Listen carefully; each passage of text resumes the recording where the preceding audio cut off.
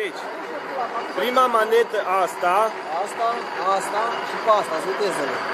Asta și cu astea vitezele lui. Așa. Bun. Asta e pas mărit. e pas mărit la avans. La avans, la cărucior. Și Asta e stânga-dreapta. Vezi? stânga-dreapta.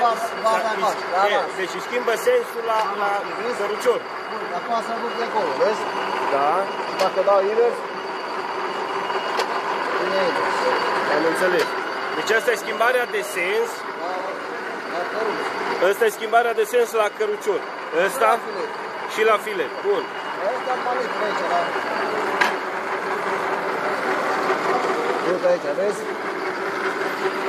Aur. Maneta asta. Da. Are 1, 2, 3, 4, 5, 6 viteze. numere. Asta, vezi? Da, 6 C-ul e asta. Prima din față. Așa, care are numai 2, 4. După altă B-ul are 6 are. Când pui aici, trebuie să te uiți aici, A, B, C. Nu la pui ăștia. Vezi? Uite aici, maneta A. Vezi? 6 de astea.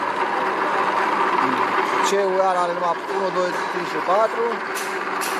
Și B-ul are 1. Vezi? C-ul 1, 2, 4, 3, 2.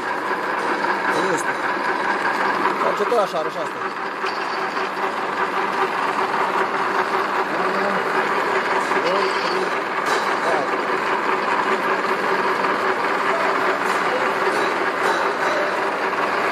Ceva e ciudat, așa-i?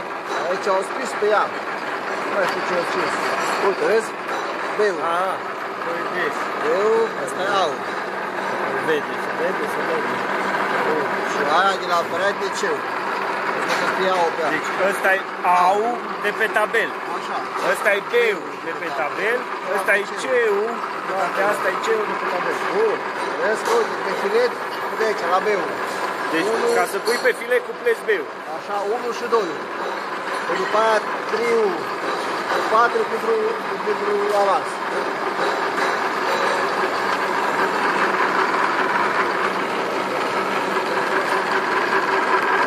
Vrei să cum vezi strângă asta? Ba, vreau să-i arăt la cineva. Și am găsit, ți-am zis la Sebeș. Da? Nu vrea să te trage pe curs și nu vrea să... Cât vreau pe el? 20 nimica. Da? Ei, eu de vreo 4 ani, 3 sau 4 ani. Am găsit la 1